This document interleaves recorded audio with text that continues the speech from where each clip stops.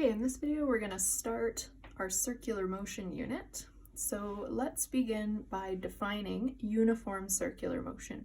So it's motion in a circle, but what makes it uniform is the fact that it's happening at a constant speed. There are a few different types of circular motion.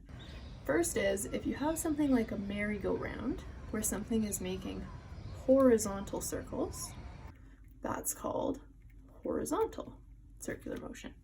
When something is in horizontal circular motion, its height isn't changing. The next type of circular motion is something like a Ferris wheel. If you're riding a Ferris wheel, you are going in circles, but because your height is changing, this is what's called vertical circular motion. When you are in circular motion, there's a couple of different things to know about. Let's look at this car on the Ferris wheel right here. And let's say that the Ferris wheel is spinning around in a clockwise way. Well, at this moment in time, this cart on the Ferris wheel is moving along what's called the tangential line. So a tangential line is just sort of on the outside of the circle here. And then we've got the radial line, which points to the middle of the circle. And there's a 90-degree angle between those two lines. The tangential line shows the direction of the velocity. So if we took a snapshot, at this moment in time, this Ferris wheel cart is sort of moving at an angle like that. That's in the direction of the tangential line. When the Ferris wheel cart gets to the bottom of the Ferris wheel and it's here, it's now moving to the left, and so the tangential line is to the left as well. Question for you to think about: is the Ferris wheel cart accelerating? Well, if you remember back when we defined acceleration, acceleration is a change in velocity. And so that when something's accelerating, that means it's either speeding up, slowing down, or changing direction.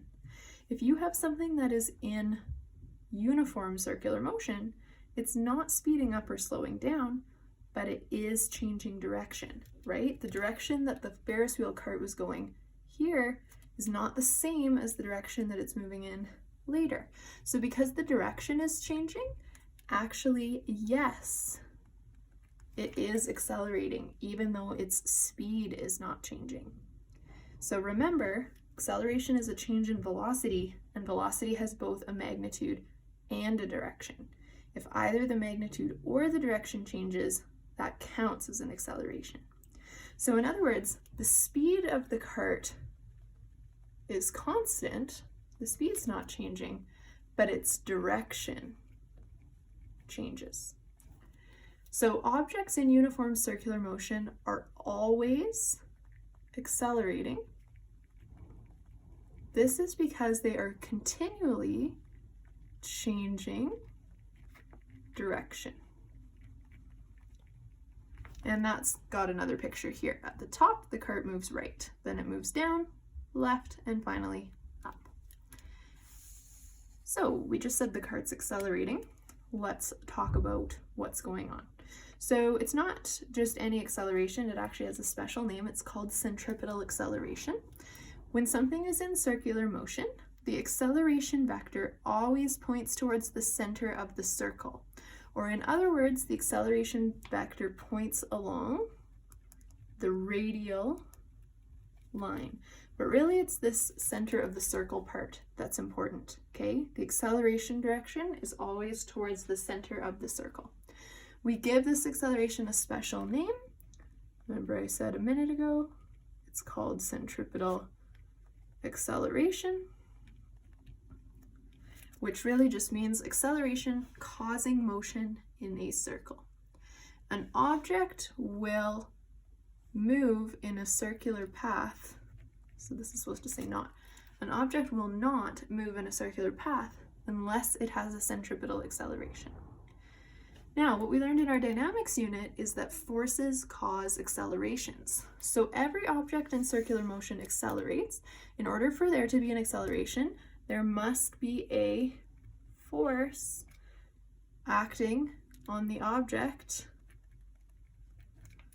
moving in a circle. we give this net force a special name. It is called the centripetal force. So it's really important. Net force and centripetal force are really two different words. They're synonyms. A centripetal force is just a type of net force. The net force and the acceleration are always in the same direction. That's something else that we learned in our dynamics unit. And so therefore, the centripetal force vector points to the center of the circle because the acceleration is towards the center of the circle. So I'd like to look at this example. So let's say you are swinging a rock on a rope, okay? And we have an overhead view of this. So a person ties a rock to a rope and then swings the rope in circles above her head. What path will the rock take if the rope breaks? Okay, well, what will happen is the rock will actually want to move off along the tangent line. So suppose the rock was initially moving in a counterclockwise direction like that. When the rock gets to right here, if this is when the string breaks, the rock's going to move off along the tangential line. So the thing about circular motion is that the object is actually always trying to move in a straight line. So the rock wants to move in a straight line, but it can't because it's attached to a rope, and the rope is constantly pulling it back in. And at every moment that's true. So even when the rock gets to be down here, it wants to move in a straight line along the tangent line, but it can't do that because the rope pulls it back in towards the middle of the circle. So that is why the centripetal force is always towards the middle of the circle. So what you guys have to know is at any point in the circle, the object wants to continue moving along the tangent line. That's really inertia, or Newton's first law. Things want to do what they're already doing. They want to keep moving in the same direction. But the rope continually pulls the rock inwards, which is where the circular motion comes from. So in this case, with the person swinging the rock around her head, because the rope is providing that center-seeking force, or in other words, the rope is pulling the rock back in to the circle, what that means is the centripetal force is the tension in the rope. Another way of thinking about that, the tension in the rope is what causes the circular motion. Whichever force causes the circular motion, that's the centripetal force. Okay, misconceptions about centripetal force. So many people think that the centripetal force points outwards. This is not true. This might be because when you are swinging a rock in a circle, you actually feel like your hand is being pulled out, right? Your hand feels a force towards the outside of the circle, not towards the inside. But that's because of Newton's third law. So remember, Newton's third law says that forces come in pairs. So your hand is pulling the rock in, but at the same time, the rock is pulling your hand out. So you might feel a force that's outwards, but that doesn't mean the centripetal force is outwards, because your hand's actually not the thing moving in a circle. Your hand is just staying in the middle of the circle while the rock moves in circles around it. And so whatever force the rock feels, that's the centripetal force. And because the rock is being pulled inwards, the centripetal force is inwards. Okay, now we're going to look at frequency and period. So period, the symbol for that is a capital T. Really important not to write it as a lowercase t, because lowercase t and capital T are not the same thing. So period is the amount of time for an object to make one circle, and it's measured in seconds. So for example, if I have this ladybug here and the ladybug is going in circles, If I get out my stopwatch and I time how long it takes her to make exactly one circle, that amount of time is what we call the period. So just suppose that it takes her 4 seconds to make one circle. The period would be 4. Just so you know, in circular motion, one complete cycle or circle is also called a revolution. Okay, now we have this other thing called frequency. The unit for that is F. Frequency is related to period, but it's not the same thing. Frequency is actually how much of a circle an object makes in 1 second. So it's the number of circles completed in 1 second. So think about this for a second. If the ladybug takes 4 seconds to make a complete circle, how far will the ladybug get in 1 second? Well, she'll get to right there. She'll make a quarter of a circle. So we'd say the frequency for the ladybug is 1/4, or 0.25. And the unit that we use for this is hertz. HZ, hertz. Turns out that 1 hertz is the same thing as 1 over a second. And that's because if you go from period to frequency, you get, right? Frequency is 1 over the period. So remember we said if the period was 4 seconds, the frequency is 1 over 4 seconds. This seconds is on the bottom of a fraction. And so that's why it's 1 over seconds. And instead of writing 1 over seconds all the time, because that gets kind of annoying, we sometimes write that as hertz. Okay?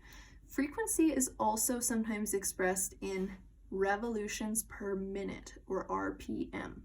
So let's say we want to take the ladybug's frequency, which was 0.25 hertz, and we want to change the units so that instead of being in hertz, it's in RPM instead. Well, 0.25 hertz really means 0.25 circles in 1 second. So what we have to do is we have to figure out how many circles does the ladybug make in a minute. Well, there are 60 seconds in every 1 minute. So all I'm doing there is I'm setting up a ratio. Seconds cancel seconds. So now what I can do is I can say, okay, 0.25 times 60, this is 15 circles per minute, which we could really write as 15 RPM.